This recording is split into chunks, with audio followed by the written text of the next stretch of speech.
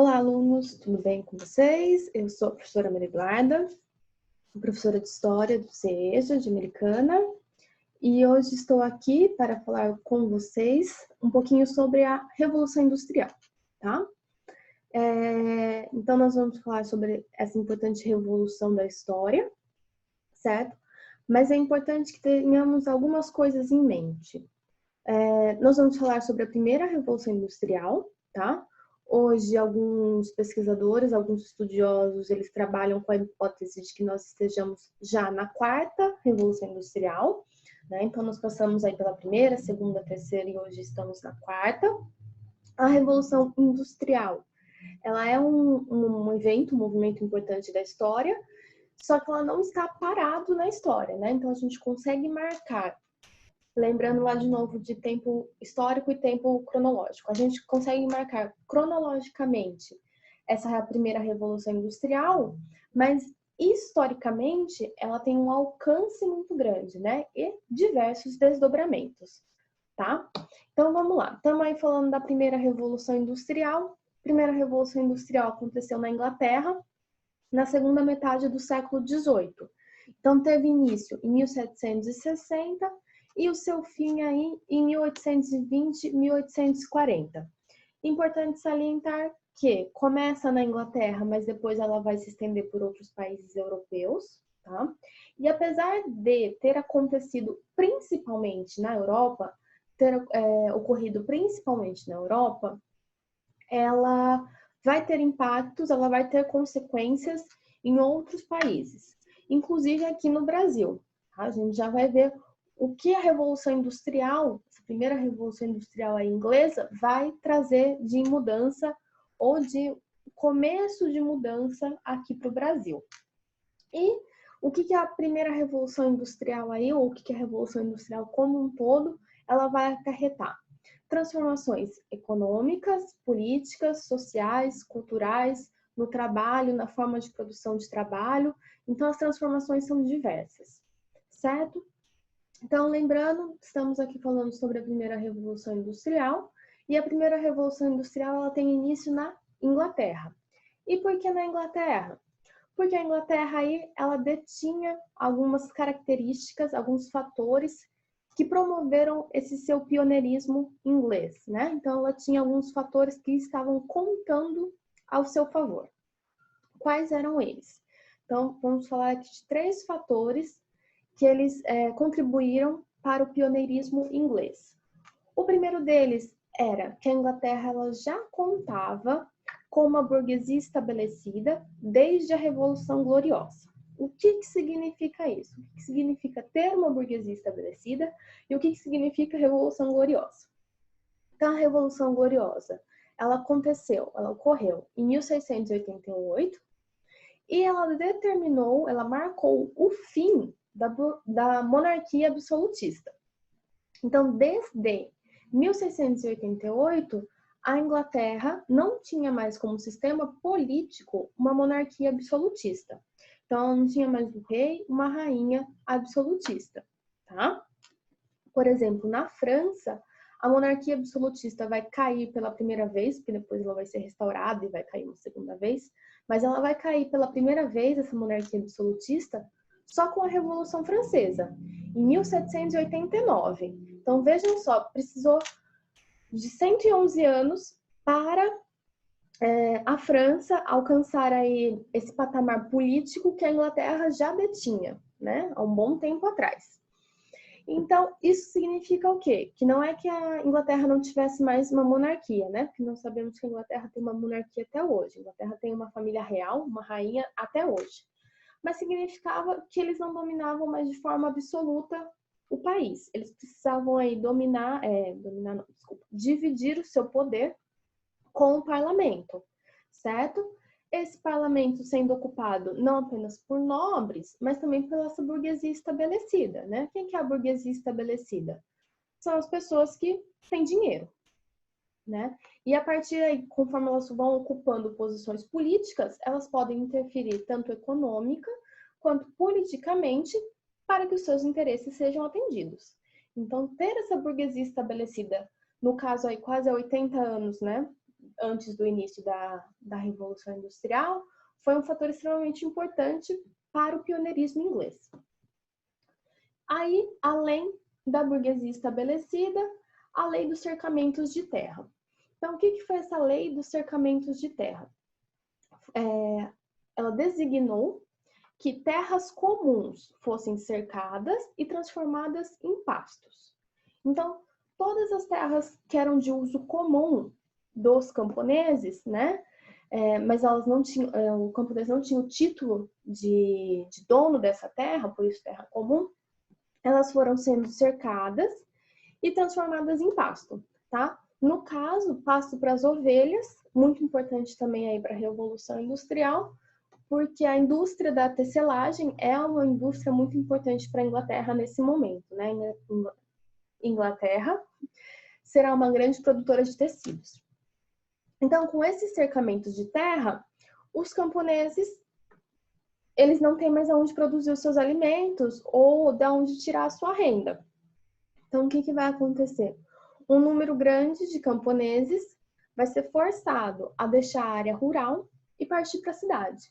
Então, aí a gente tem o acontecimento de um êxodo rural forçado. Então, eles deixam os campos, né? Deixam a área rural e vão para a cidade. Chegando na cidade, eles precisam procurar emprego aí para se manter. Então, essa lei dos cercamentos de terra, ela vai gerar uma mão de obra excedente para a indústria. Isso é extremamente importante e benéfico para esses burgueses aí, donos das indústrias, porque vamos pensar aí na questão da lei da oferta e da procura. Se eu tenho uma grande demanda, uma grande oferta de mão de obra, com uma procura que não é tão grande assim, eu posso pagar o salário que eu quiser, né? Porque eu tenho, exemplificando, tenho 10 operários procurando emprego, só que eu só tenho 5 vagas de emprego, então eu vou pagar o quanto eu quiser e os operários vão aceitar, porque eles precisam trabalhar, né? Então isso foi extremamente importante aí para o período pro pioneirismo inglês no momento da Revolução Industrial. Então, por fim, né, porque esses dois primeiros fatores aí abordados, eles são fatores políticos e econômicos, por fim a gente tem um fator natural, né? A Inglaterra, ela era privilegiada com grandes reservas de carvão e de ferro, o que também foi muito importante, tá? Aí, além, né, desse pioneirismo inglês, então, ele promoveu a Revolução Industrial. E o que a Revolução Industrial ela vai trazer de mudança, né?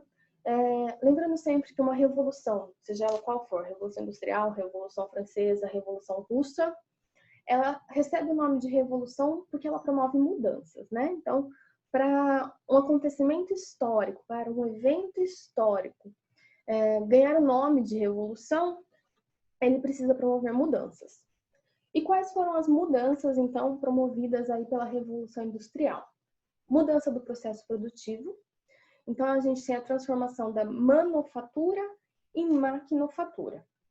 Então, antes, as mercadorias elas eram produzidas de forma de manufatura. Então, com as mãos, a partir dos artesãos, a partir dos especialistas. Por exemplo, sou um marceneiro, produzo mesas. Produzo isso de forma manual. Então, eu domino todo o processo de produção. Eu sei qual árvore escolher, qual madeira escolher, como que eu vou tratar essa madeira, como que eu vou fazer o pé da mesa, como que eu vou fazer o tampo da mesa. Então, todo o processo de trabalho é dominado por mim. Eu tenho o domínio de todas as técnicas. Com a Revolução Industrial, o que entra em vigor é a maquinofatura. Então, a máquina vai entrar em cena. Então, agora eu não sou mais um marceneiro, eu sou uma pessoa que trabalha numa indústria que faz mesas, mas a minha função é fazer o pé da mesa. Então, eu só sei fazer pé de mesa, pé de mesa, pé de mesa, pé de mesa. Eu nunca vi o começo dessa mesa e nunca vi o final dessa mesa, porque eu faço uma única coisa. E a máquina está trabalhando junto comigo. E além disso, né, então por isso a importância do carvão, o uso da energia a vapor. A máquina a vapor ela é criada nesse momento pelo James Watt, E vai ser muito importante aí para a Revolução Industrial. Além dessa mudança do processo produtivo, também tem mudança aí na divisão do trabalho. Então, como eu tinha mencionado lá, né, no caso do artesão, ele vai se tornar um operário, e o operário ele é responsável por uma única etapa de produção. Então, ele só sabe fazer aquilo, sabe fazer uma única coisa, tá? Não sei se vocês já assistiram, se vocês conhecem, se não assistiram, se não conhecem, recomendo, pelo menos que vejam um trechinho aí, esse trecho que é mais importante e muito elucidativo, muito explicativo, do filme do Charlie Chaplin, Tempos Modernos. Então, o Chaplin, ele é um operário, ele trabalha numa fábrica e ele trabalha apertando botão. Botão, parafuso, né?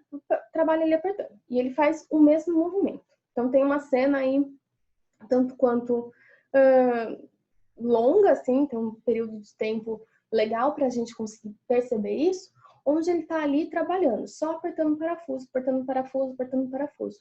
É só isso que ele faz.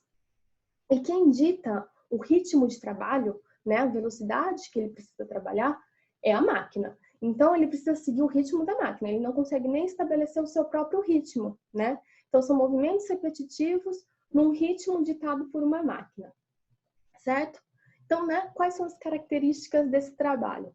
Longas jornadas de trabalho, longas mesmo, do tipo 18 horas de trabalho. Essa é uma jornada de trabalho no momento da revolução, da primeira revolução industrial. Então, longas jornadas de trabalho.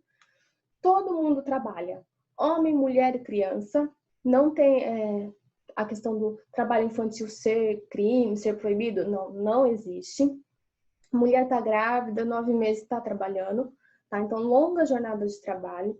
Todos são trabalhadores. Uma redução dos salários por uma questão de ter muita mão de obra. Então, você tem mão de obra excedente, então você pode pagar muito pouco. E ainda, se uma mulher recebe menos do que um homem, uma criança recebe menos do que uma mulher e do que um homem, tá? E a falta de segurança no trabalho. Então, as pessoas estão trabalhando em jornadas exaustivas, né? Você imagina você trabalhar 18 horas por dia, ganhando muito pouco. Então, às vezes, você não consegue comer direito, você não consegue dormir direito. É óbvio que os acidentes de trabalho vão acontecer, certo? E essa nova divisão do trabalho, essa nova produção de trabalho, ela vai acarretar também em organizações que vão reivindicar melhorias, né, na forma de trabalho, certo? Então, na Inglaterra, nesse momento, elas vão ficar conhecidas como trade union, e no Brasil como sindicatos. Nós temos até hoje, né? Que são organizações de trabalhadores, pode ser específicos ou pode ser gerais, né? Então, nós temos, por exemplo, sindicato dos professores, sindicato dos metalúrgicos, e elas vão reivindicar melhorias de trabalho. Então, redução da jornada, aumento salarial, a questão de férias remuneradas, a questão de proibição do trabalho infantil, tá? Nesse momento, 2 movimentos são importantes aí na Inglaterra. O ludismo, que ele é um movimento menor e mais restrito, né? Ele surgiu aí em 1811 e teve seu fim em 1816. Não se sabe se ele teve um líder, se ele teve alguém que liderou as primeiras reivindicações, ou se foi um movimento que surgiu um pouco quanto espontaneamente. O que ele pregava? Ele pregava a destruição das máquinas. A intenção do ludismo era que os operários entrassem nas fábricas e destruíssem as máquinas. Por quê? Porque eles acreditavam que as máquinas estavam roubando o lugar dos operários. Então, se eu destruir as máquinas, eu vou ter o meu trabalho de volta como especialista. Eles perceberam que isso não deram certo. Os grandes donos aí das indústrias, eles demitiam, né, esses ludistas e compravam novas máquinas no lugar. Então, por isso que ele teve um período aí de existência relativamente curto de tempo, porque estava se atacando uma máquina, que talvez não fosse o que precisasse ser atacado, né? E o cartismo, esse sim, um movimento mais importante, que teve algumas vitórias. Surgindo aí em 1830, o que ele vai reivindicar? direitos trabalhistas e direitos políticos para a classe trabalhadora. Então, vai trabalhar com a questão da redução da jornada de trabalho, o aumento salarial, questão do trabalho infantil e também o pedido por direitos políticos. Então, que a classe trabalhadora pudesse ser eleita, que ela pudesse eleger os seus representantes, que ela pudesse ser representada por alguém ali que conhece o seu trabalho, a sua vivência, certo? E quais foram aí as consequências que a Revolução Industrial ela trouxe, né? Diversas. Algumas aí não ficaram restritas apenas à Inglaterra, elas, né, perpassaram as fronteiras. E são consequências que ainda estão até hoje em voga e sendo reformuladas conforme a Revolução Industrial ela vai se readaptando. Entre elas, nós temos modificações econômicas, tá? Então, a gente sai do trabalho da manufatura para um trabalho de maquinofatura. A gente aumenta, a gente acirra a polarização entre burgueses e operários, né? Entre burguesia e proletariado. Já dizia Marx, a história, né? É a história da luta de classes. Então, a luta de classes ela vai ganhando cada vez mais força. E que é a luta de classe, né? A luta da burguesia contra o proletariado. Então, essas modificações econômicas, elas vão afetar essa questão, né? Um burguês continua sendo um burguês e um operário. A consolidação do capitalismo. Então, a consolidação de um sistema político e econômico que está vigente e é hegemônico até hoje, com suas variações, com suas modificações, mas ainda vigente e hegemônico. Então, o feudalismo, ele deixa de existir, né? Então, e o capitalismo, ele vai ganhando essa importância, ele vai sofrer ao longo da história diversas modificações, mas ele continua sendo extremamente importante. Novas formas de organização da sociedade. Então, as classes sociais, elas vão se delimitando, a burguesia, o proletariado, o profissional liberal, né? Então, lembrem-se, por exemplo, de uma organização social na Grécia Antiga, em Atenas, ela vai ser outra completamente diferente agora, com esse mundo pós-revolução industrial. Mudança no padrão de consumo. Então, quando eu tinha uma produção onde se demorava muito para produzir, era uma produção muito minuciosa, feita pela pessoa, por uma única pessoa às vezes, né? Esse produto custava mais caro, esse produto demorava mais para ser feito. E agora, como eu estou produzindo muito, eu preciso de um mercado consumidor, né? Que consuma toda essa minha produção. Aí, por exemplo, o que isso acarreta aqui no Brasil? É nesse momento que a Inglaterra vai começar a fazer pressão para que o Brasil abola? Não, acho que essa palavra não existe. Para que a escravidão no Brasil seja abolida. Então, é nesse momento. Porque a Inglaterra está produzindo muita mercadoria e ela precisa de mercados consumidores para vender essa mercadoria. O Brasil tinha um potencial de ser um grande mercado consumidor, mas não era. Por que não era um grande mercado consumidor? Porque era um país escravista, certo? Escravo não recebe salário, escravo não consegue comprar mercadoria.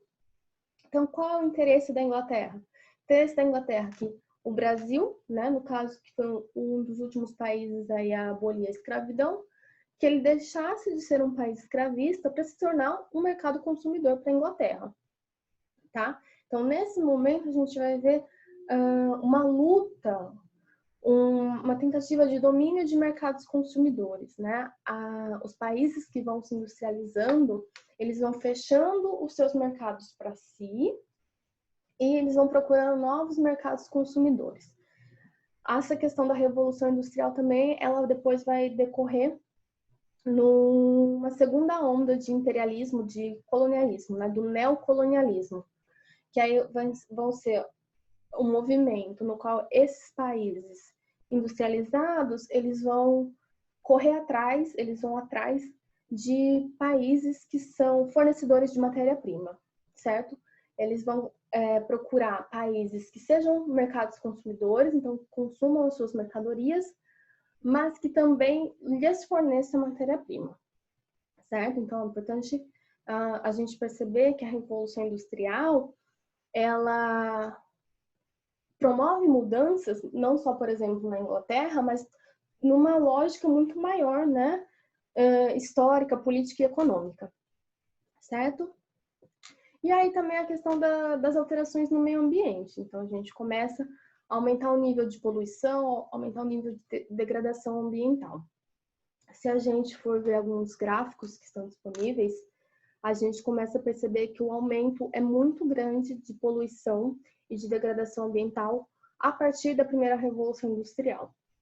Então, na primeira Revolução Industrial, então de 1800, a gente pode dizer, até hoje, a gente já poluiu, a gente já degradou o meio ambiente muito mais do que a gente tinha poluído e degradado nesses 1800 anos antes, tá? Então, é um nível muito grande, acelerado. E a gente pode perceber hoje que a gente está vivendo uma crise ambiental, né? Isso é um fator importante. Essa quarta revolução, ou talvez até mesmo uma quinta revolução industrial, ela está preocupada com isso, ela está preocupada com a questão do meio ambiente. Porque não adianta continuar produzindo desenfreadamente se em determinado momento não vou ter uma planeta Terra para viver, né? Então, a questão das alterações do meio ambiente ela é muito importante. Nesse período da primeira Revolução Industrial, ela não ganha notoriedade, mas ela vem cada vez mais, né? As questões ambientais cada vez mais elas vêm ganhando importância, tá? Então, o que eu queria trazer para vocês aí era um panorama geral dessa primeira Revolução Industrial, lembrando, né, que ela teve seu início na Inglaterra, lembrando que a Revolução Industrial, como eu já mencionei aqui algumas vezes, ela acarreta em mudanças, né? Toda revolução ela traz mudança. Então, mudanças não apenas para a Inglaterra, mas para a forma que a gente conhece aí de economia, de política e de sociedade, né? Então, a Revolução Industrial vai mudar nossa economia, nossa política e nossa sociedade. Então, são grandes transformações e que extrapolam as fronteiras inglesas, né? Então, elas vão chegar, por exemplo, aqui no Brasil. A Revolução Industrial ela dita aí, né, o fortalecimento do capitalismo, mas a gente precisa pensar se essas mudanças são realmente boas ou até quando a gente vai aguentar e até quando a gente vai levar aí tudo isso. Então, a gente volta de novo lá no tempo cronológico, no tempo histórico. Eu consigo colocar a Revolução Industrial no tempo cronológico, né? Ela começa aí na segunda metade do século XVIII, a primeira Revolução Industrial. Mas quando eu coloco a Revolução Industrial no âmbito de tempo histórico, eu percebo que as mudanças e as consequências, né, promovidas com a Revolução Industrial, elas são muito maiores do que só ficarem restritas à segunda metade do século XVIII, tá? Bom, é isso que eu tinha para falar. Espero que eu não tenha me alongado muito, que eu não tenha me feito cansativa. Eu espero que tenha ficado claro, que tenha ajudado aí de alguma forma. E é isso. Espero que vocês continuem aí se cuidando, se protegendo, para que o mais breve aí possível podemos nos encontrar novamente pessoalmente. Tudo bem? Então é isso e até mais, até uma próxima.